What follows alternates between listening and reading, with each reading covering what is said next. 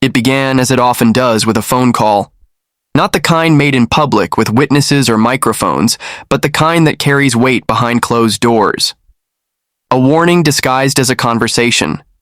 A veiled suggestion wrapped in professional niceties. There was no shouting, no overt threats, just a tone, a subtle pressure, the kind that lets you know you're being watched. You're stepping into territory that someone else believes they own, and they expect you to walk away. But she didn't. She listened. She heard the subtext. She caught the arrogance in the cadence, the assumption that power could silence principle. And as the voice on the other end laid out consequences cloaked in polished language, she sat still, not because she was intimidated, but because she was calculating.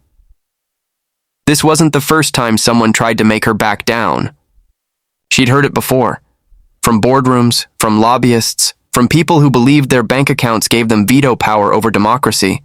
But she knew something they didn't. She knew where her roots were planted. She knew the power of speaking up when others want you quiet.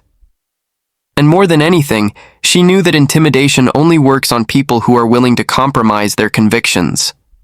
She wasn't one of them. So, instead of backing down, she prepared.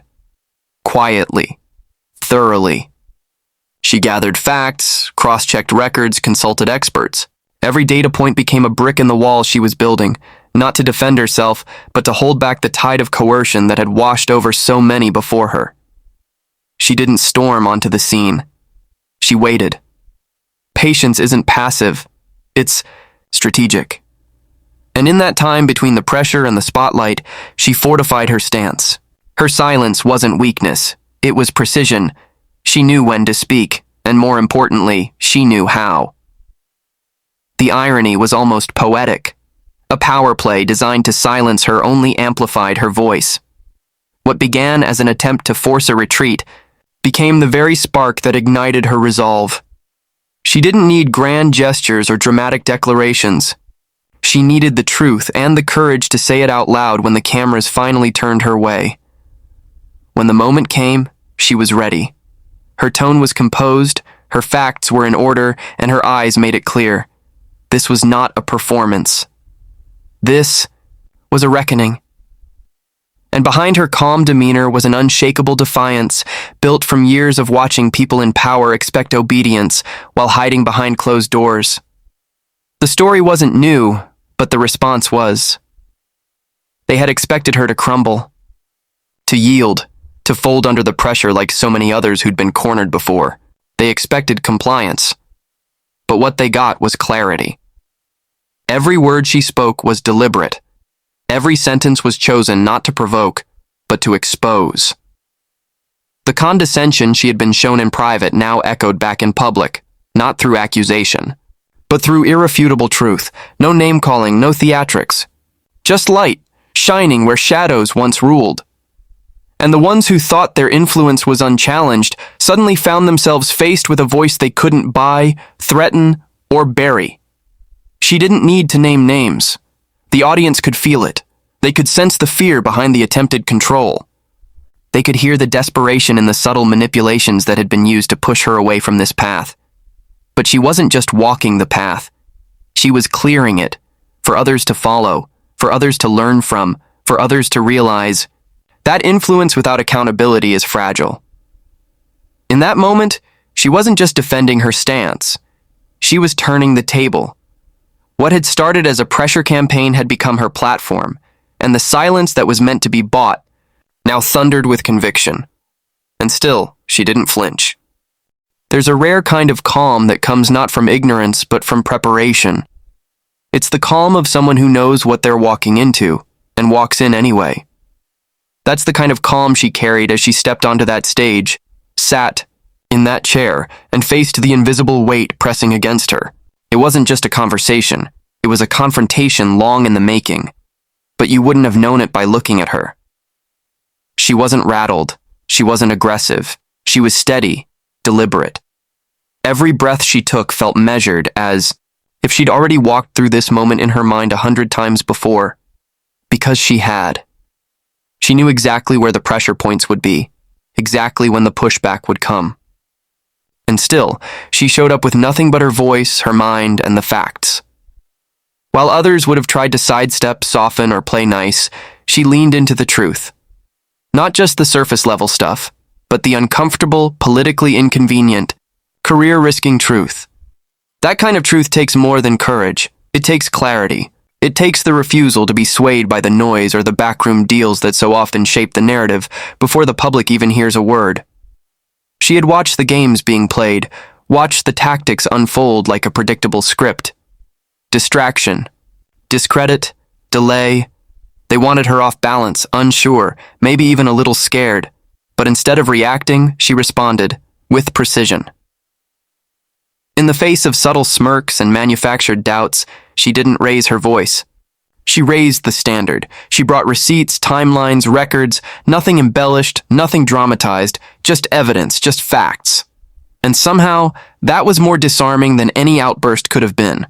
Because when someone shows up with the truth and they deliver it without flinching, it makes the room uneasy. Not because they're being combative, but because they're undeniable. She wasn't trying to win the moment, she was revealing the pattern. And when you expose a pattern, you don't just tell a story, you rewrite the narrative that powerful. People have controlled for too long. What stood out most wasn't what she said, it was how she said it. Calm, clear, with a conviction that made you lean in rather than recoil. She didn't demand attention, she earned it. And as she spoke, it became clear to everyone watching that this wasn't about ego. It wasn't about spectacle. It was about shining light on the machinery behind the scenes, the quiet coercion that tries to bend policy to power instead of principle. She never once claimed to be a hero. That's what made her so dangerous to the status quo. She wasn't selling anything. She wasn't begging for applause. She was simply refusing to be part of a system that rewards silence and punishes dissent. And that refusal carried more weight than any soundbite or slogan ever could. As the cameras rolled and the questions came in, you could feel the shift. What was meant to be an ambush turned into a platform. What was meant to trap her only exposed the cracks in the foundation of the very forces trying to undermine her, not because she attacked, but because she revealed. In that moment, people saw something they weren't used to seeing in politics. Authenticity paired with competence. Not just someone with opinions, but someone who could back them up.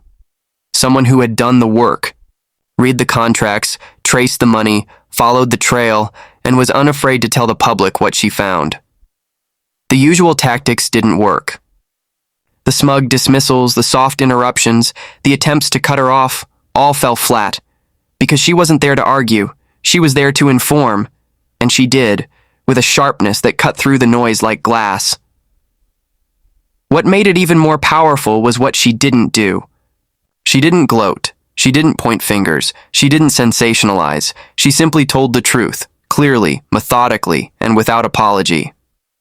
And in a political landscape where shouting often replaces substance, her composure became a kind of rebellion on its own. People listened, not because they were told to, but because they had no choice. Truth delivered with quiet force doesn't need volume to be heard. It just needs someone willing to say it. The room was electric before she even opened her mouth. Cameras in position, audience hushed, commentators ready to spin whatever narrative came next. Everyone knew something was coming. They just didn't know how big it would be. She wasn't there to create a moment. She became the moment, and it all began with a single question, simple on its surface, seismic in its impact. She didn't raise her voice. She didn't lean forward or point fingers. She just sat there, composed, her presence alone demanding attention. There was a stillness about her that felt like the eye of a storm, calm, but surrounded by something unstoppable. What came next wasn't an outburst or a tirade. It was a meticulous dismantling of a carefully built illusion.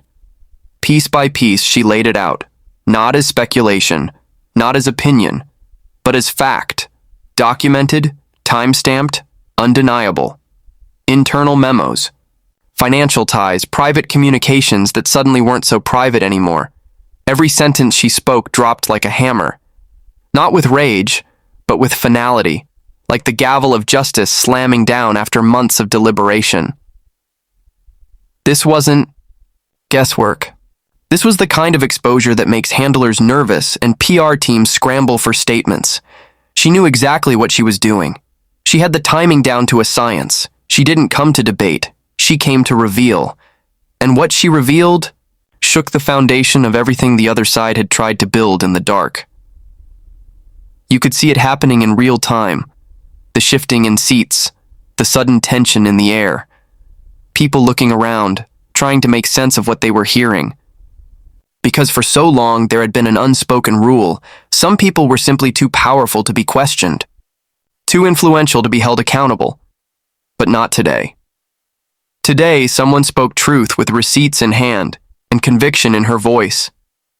And as she spoke, the room changed. No longer was it a forum controlled by those who usually write the script. It became a courtroom, and she wasn't the defendant. She was the witness, and the evidence she brought couldn't be ignored. Her tone never wavered. That was part of the brilliance. No dramatics, no need for shock value, just a steady stream of facts, each one more damning than the last.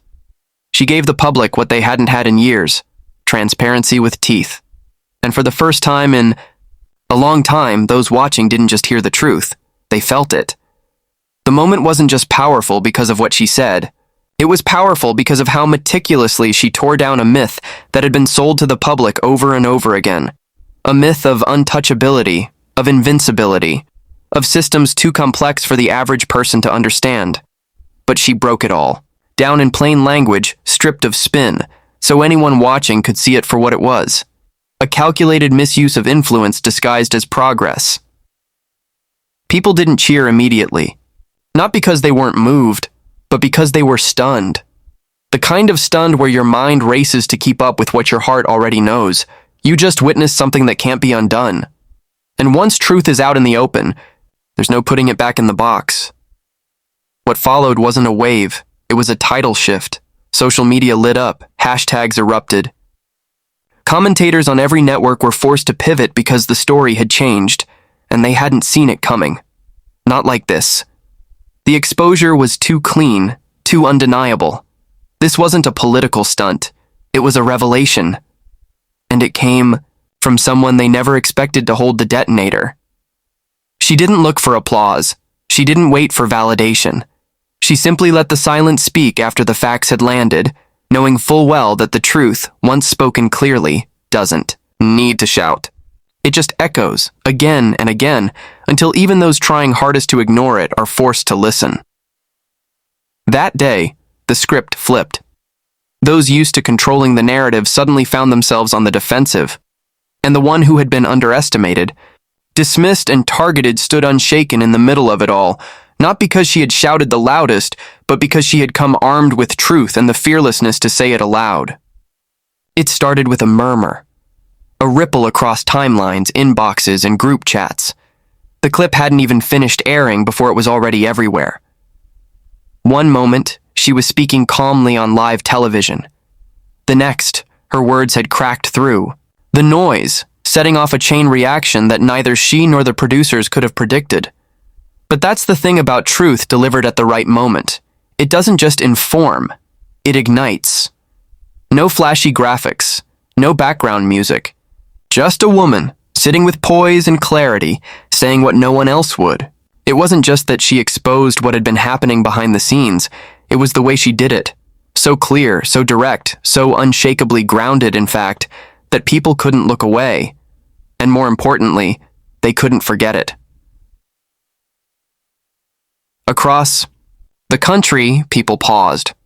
Not just because of the substance of what she said, but because they knew instinctively this moment was different. It didn't follow the usual rules of political theater. There was no grandstanding, no performance, just unvarnished reality, shared without apology. In living rooms, office break rooms, and commuter trains, people watched the clip and said the same thing. Did she really just say that? Not because it was scandalous or offensive, but because it was something people had been waiting to hear for far too long. She hadn't just addressed the issue. She had named it, unraveled it, and laid it bare for the public to see. And in doing so, she gave people something they rarely get from political discourse. Validation. because deep down, many already sensed what was going on. They could feel the imbalance, the secrecy, the silent trades between influence and silence. But it's one thing to suspect it, it's another to watch someone spell it out with documents, timelines, and a quiet confidence that made it all undeniable. That's what made her different. She didn't ask the audience to believe her. She asked them to look at the evidence and decide for themselves. And decide they did. Within minutes, social media was a storm. Hashtags bearing her name surged to the top of trending lists. Influencers, journalists, and even late-night hosts couldn't ignore it. They scrambled to replay the footage, analyze her words, and respond to the sudden wave of public interest. It wasn't manufactured outrage. It wasn't partisan theater. It was the rarest thing in modern media, an organic eruption. Because she hadn't just spoken for herself, she had spoken for millions. For every person who felt dismissed, overlooked, or lied to. For every voice that had been silenced by institutions too powerful to challenge. She had stood her ground, delivered the facts, and let the chips fall where they may. And when they fell, the entire conversation shifted. The fallout was immediate and sprawling. Questions were raised in committee hearings. Newsrooms scrambled to fact-check her claims, only to find them accurate, down to the comma. Political operatives made hurried calls, trying to get ahead of a story they thought they could control, but now had a life of its own. They weren't just on the defensive, they were exposed. And through it all, she said nothing more. No follow-up press tour, no self-congratulatory interviews. She let the facts speak, and that silence made her words echo louder. Because it showed the world that this wasn't about fame. It wasn't about ego. It was about principle. In a world drowning in noise, she delivered clarity. And clarity, when backed by truth and fearlessness, doesn't just inform a moment. It reshapes it. People began asking harder questions, demanding real answers. Suddenly, what was once accepted as just the way things work didn't seem so untouchable. For some, it was a wake-up call. For others, a rallying cry. But for everyone paying attention, it was proof that one person with the courage to tell the truth can disrupt systems that have stood unchallenged for years. And the most striking part was how effortlessly she did it. Not with anger, not with vengeance, but with the calm authority of someone who knew they had nothing to fear from daylight. And when the dust settled, something undeniable remained. It wasn't just about the confrontation or the facts or the exposure. It was about what it represented. A shift. A tear in the fabric of untouchable power. A reminder that no matter how insulated the halls of influence may become, truth still has a way of breaking through, especially when delivered by someone unwilling to be silenced. She didn't just speak. She changed the dynamic. With one moment of unshakable resolve, she reminded an entire nation that leadership isn't about money, position, or fear. It's about standing in the face of pressure and choosing principle over comfort. It's about knowing that your voice might come at a cost, and speaking anyway. Millions saw what happened. But more importantly, millions felt it. That rare sensation of someone saying exactly what needed to be said, exactly when it needed to be heard. Not because it was safe, but because it was right. Her courage wasn't loud, but it was relentless. Her calm wasn't weakness, it was strategy. She dismantled a powerful illusion not by attacking it, but by calmly revealing its seams. And in doing so, she invited the country to look closer, think harder, and refuse to settle for half-truths from those who think themselves beyond accountability. No grand production. No need for theatrics, just clarity in a moment of chaos.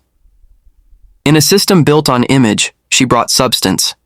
In a landscape cluttered with noise, she brought signal.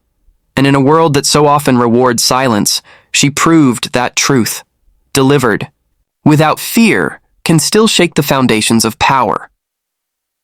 The ripple effects are still unfolding. But one thing is certain, what happened wasn't just a viral moment, it was a turning point, a line in the sand that said, No more. No more hiding behind influence. No more pretending the public won't notice.